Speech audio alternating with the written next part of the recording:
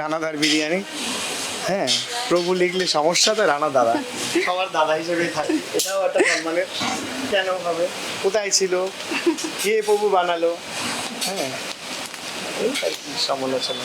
আমার দেখুন, মানুষের চলার পথ আর বলার মুখ এ বন্ধ করা খুব দুষ্কর।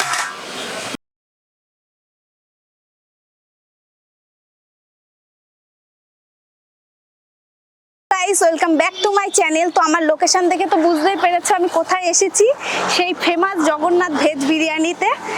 তো সেই প্রভু রানাদার স্পেশাল বিরিয়ানি খেতে এসেছি। অনেক তো ইউটিউবে দেখেছি, তো এখন ফার্স্ট টাইম এসেছি আমি। তো এখন প্রভুর ওইখানে যাব, আর বললো 15 মিনিট মানে বাকি আছে, এখনো রেডি হয়নি বিরিয়ানি। তো যাই আমরা দেখি কতদূর কি হয়েছে। তো আসো।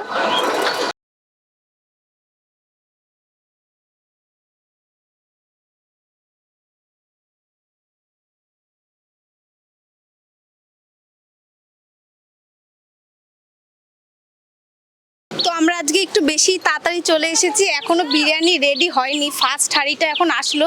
তো চলো ভেতরে চলো, প্রভুর সাথে একটু কথা বলি। হরে কৃষ্ণ প্রভু। তো কটা থেকে স্টার্ট হয়? স্টার্ট 4টে থেকে হয়, 4টে থেকে। কিন্তু আজকে এই চলছে এখন এগুলো শুধুমাত্র আমাদের জেলা সম্মেলন চলছে তো নামহট্ট, তারা সবাই ফিরে যাবে আজকে। নদিয়া জেলার সম্মেলন চলছে, তারা ফিরে যাবে, তারা আজকে লাস্ট। তো এটাই ফার্স্ট হাঁড়ি।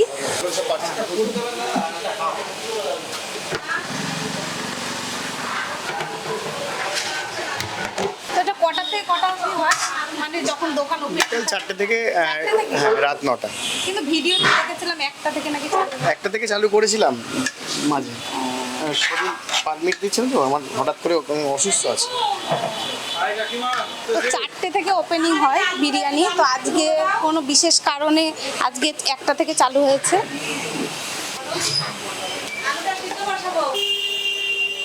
তো করে plate half plate 100, full plate 100, half plate 50। এটা ফুল প্লেট হ্যাঁ, যাচ্ছে। দিব প্লেট নিয়ে আসো ভিতর থেকে। তো এটা ফুল প্লেট যাচ্ছে। বিরিয়ানির মধ্যে কি কি দেওয়া হয়? বিরিয়ানির মধ্যে আছে পনির আছে, হ্যাঁ, সয়া আছে। পুরো নিরামিষ বিরিয়ানি, এর মধ্যে পনির, সয়াবিন আর আলু এইসব দিয়ে তৈরি করা হয়, পুরো একদম ভেজ বিরিয়ানি। পার্সেলও যায়? হ্যাঁ, পার্সেল যায়। সিটিংটা কম না, অল্প সিট,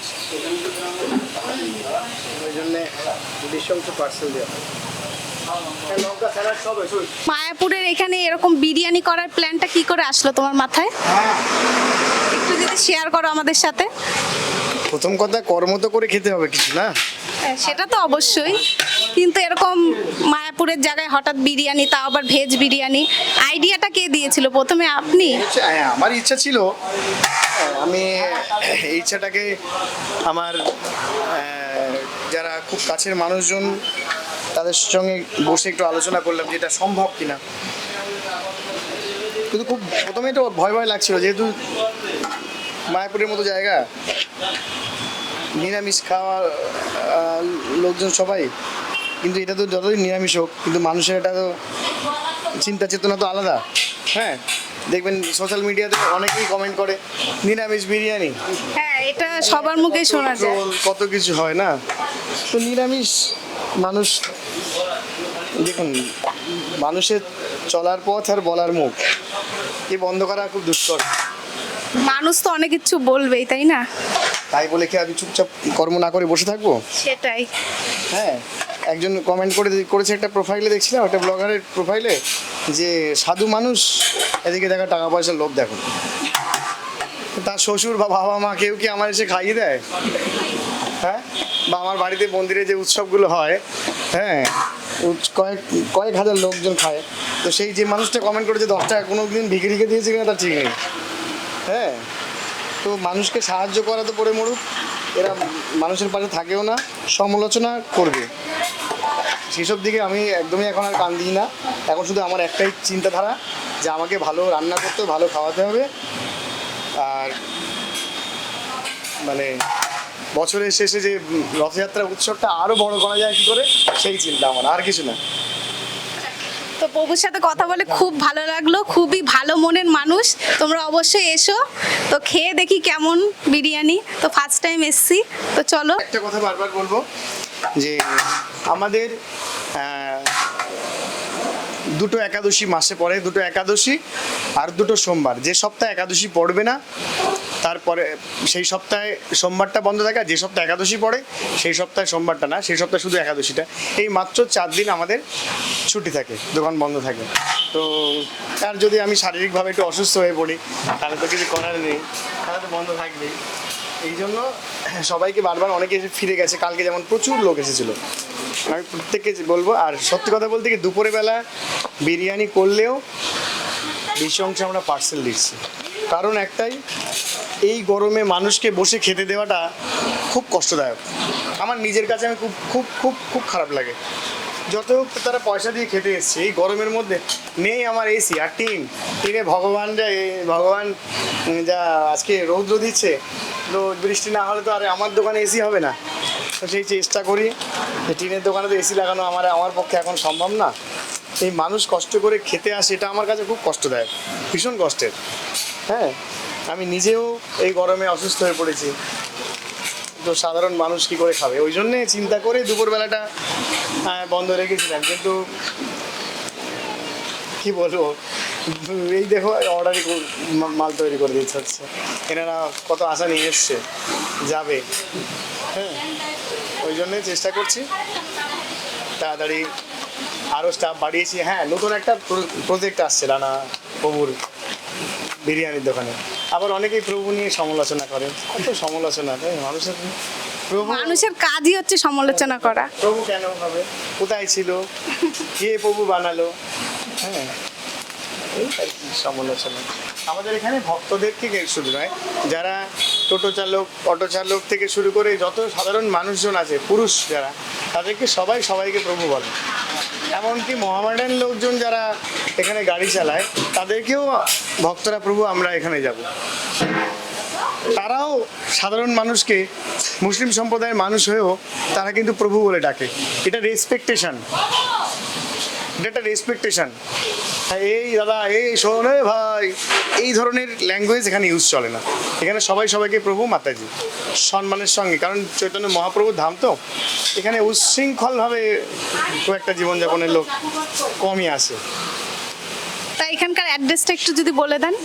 ইসকন 4 নম্বর গেটের থেকে ডান দিকে চলে এসে আপনার বেরিয়েই ইসকন হসপিটালের ঠিক অপোজিটে জগন্নাথ ভেজ বিরিয়ানি। কদিন পরেই একটা লোগো লাগছে, রানাদার বিরিয়ানি। হ্যাঁ, প্রভু লিখলে সমস্যা, তো রানা দাদা, সবার দাদা হিসেবেই থাকে, এটাও একটা সম্মানের। এটা আর আমার ফার্স্ট মর্নিংয়ে ব্রেকফাস্ট চালু হচ্ছে খুব শীঘ্রই, এই সপ্তাহের মধ্যে থেকে চালু হবে। কি থাকবে সকালে ব্রেকফাস্টে? সবজি, ঝিঙের কচুরি আর আলুর দম থাকতে পারে, ঘুগনি থাকতে পারে, অল্টারনেট করে চলবে। রিসেন্ট চালু হবে, এক সপ্তাহ পর থেকে চালু হবে। তা আমাদের হাফ প্লেট করে দাও। আপনাদের কটা যাবে? তো সব কিছু তো প্রভুর মুখে শুনেই নিলে, এখন আমরা বসেছি, এখন বিরিয়ানিটা খেয়ে দেখবো কেমন। তো একটু পরেই দেবে, তো আমরা একটু বসেছি, অপেক্ষা করছি। তো ওইদিকে প্রভু তো বিশাল ব্যস্ত, সব পার্সেল যাচ্ছে, এখন নাকি সব পার্সেলই যায়। তো দুপুর থেকে বিরিয়ানিটা চালু হচ্ছে না, বিকেল থেকে হয়। তোমরা তো সব শুনেই নিলে প্রভুর মুখে। তো আমরা এসছি, এখন খেয়ে দেখবো বিরিয়ানিটা কেমন।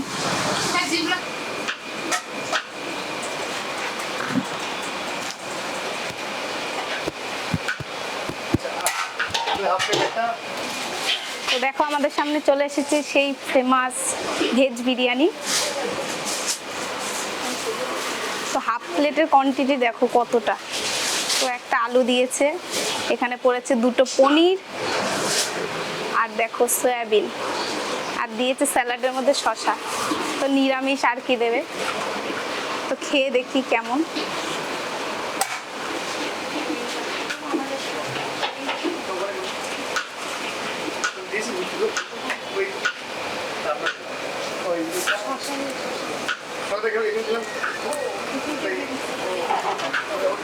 দারুণ, মনেই হচ্ছে না যে নিরামিষ।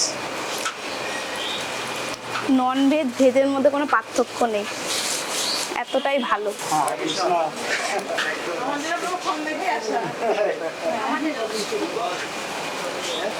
আর এটা যে কি সয়াবিন আমি জানি না, এত বড় বড় সয়াবিন। নরমাল করে সোয়াবিন না, এই সোয়াবিনটার দাম 560 টাকা কিলো। এই সয়াবিনটার দাম নাকি 560 টাকা কিলো। তো ফার্স্ট টাইম খাচ্ছি এরকম এত বড় সয়াবিন।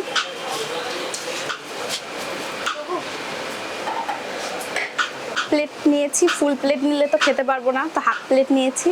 তো হাফ প্লেটের দাম 50 টাকা আর ফুল প্লেটের দাম 100 টাকা। তো আমরা হাফ প্লেট বিরিয়ানি নিয়েছিলাম, তো এতটা কোয়ান্টিটি হাফ প্লেটের, তো আমরা হাফ প্লেটও খেয়ে উঠতে পারছি না। তো ফুল প্লেট নিলে তো আর খেয়েই উঠতে পারতাম না। সবাই সেটাই বলে যে সবাই বাইরের লোক কিন্তু কি ভাবে যে কোয়ান্টিটি কম এই শব্দটা দেখি অনেক জায়গায় আমি দেখেছি, কিন্তু যারা খেতে বসে খায় তারা জানে যে 100 টাকায় কতটা দিয়ে করতে পারে।